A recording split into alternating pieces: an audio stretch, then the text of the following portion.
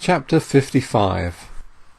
At 11 o'clock that night, having secured a bed at one of the hotels, and telegraphed his address to his father immediately on his arrival, he walked out into the streets of Sandbourne. It was too late to call on or inquire for anyone, and he reluctantly postponed his purpose till the morning, but he could not retire to rest just yet. This fashionable watering place, with its eastern and its western stations, its piers, its groves of pines, its promenades and its covered gardens, was to Angel Clare like a fairy place suddenly created by the stroke of a wand and allowed to get a little dusty. An outlying eastern tract of the enormous Egdon Waste was close at hand. Yet on the very verge of that tawny piece of antiquity, such a glittering novelty as this pleasure city had chosen to spring up. Within the space of a mile from its outskirts every irregularity of the soil was prehistoric, every channel an undisturbed British trackway, not a sod having been turned there since the days of the Caesars. Yet the exotic had grown here, suddenly as the prophets gored, and had drawn hither Tess. By the midnight lamps he went up and down the winding way of this new world in an old one, and could discern between the trees and against the stars the lofty roofs, chimneys, gazebos and towers of the numerous fanciful residences of which the place was composed. It was a city of detached mansions, a Mediterranean lounging place on the English Channel, and as seen now by night it seemed even more imposing than it was. The sea was near at hand, but not intrusive. It murmured, and he thought it was the pines. The pines murmured in precisely the same tones, and he thought they were the sea. Where could Tess possibly be, a cottage girl, his young wife, amidst all this wealth and fashion? The more he pondered, the more was he puzzled. Were there any cows to milk here? There were certainly no fields to till. She was probably engaged to do something in one of these large houses, and he sauntered along, looking at the chamber windows and their lights going out one by one, and wondered which of them might be hers. Conjecture was useless, and just after 12 o'clock he entered and went to bed. Before putting out his light he reread Tess's impassioned letter. Sleep, however, he could not.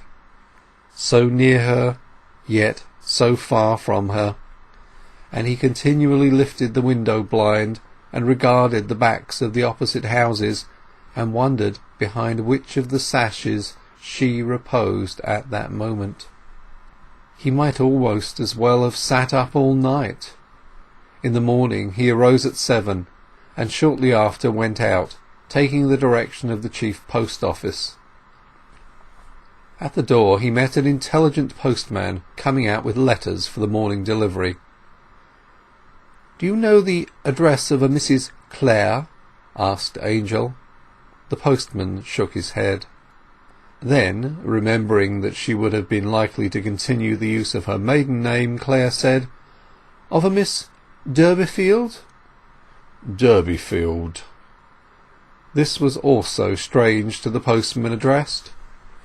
"There's visitors coming and going every day, as you know, sir," he said, "and without the name of their house 'tis impossible to find 'em." One of his comrades hastening out at that moment, the name was repeated to him. "I know no name of Durbeyfield, but there is the name of d'Urberville at the Herons," said the second. "That's it!" cried Clare, pleased to think that she had reverted to the real pronunciation. "What place is the Herons?" "A stylish lodging-house. 'Tis all lodging-houses here, bless 'ee." Clare received directions how to find the house, and hastened thither, arriving with the milkman. The Herons, though an ordinary villa, stood in its own grounds, and was certainly the last place in which one would have expected to find lodgings, so private was its appearance. If poor Tess was a servant here, as he feared, she would go to the back door to that milkman, and he was inclined to go thither also. However, in his doubts he turned to the front and rang. The hour being early, the landlady herself opened the door. Clare inquired for Teresa d'Urberville or Durbeyfield. "Mrs. d'Urberville?" "Yes."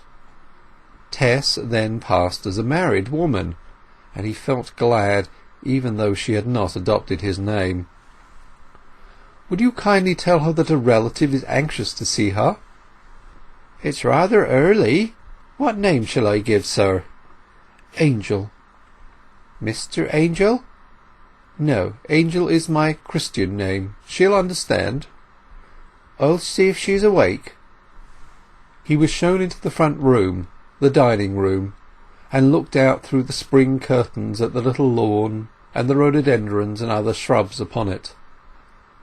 Obviously her position was by no means so bad as he had feared, and it crossed his mind that she must somehow have claimed and sold the jewels to attain it. He did not blame her for one moment. Soon his sharpened ear detected footsteps upon the stairs, at which his heart thumped so painfully that he could hardly stand firm.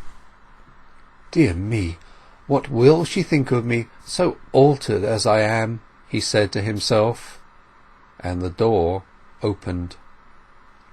Tess appeared on the threshold, not at all as he had expected to see her, bewilderingly otherwise indeed. Her great natural beauty was, if not heightened, rendered more obvious by her attire.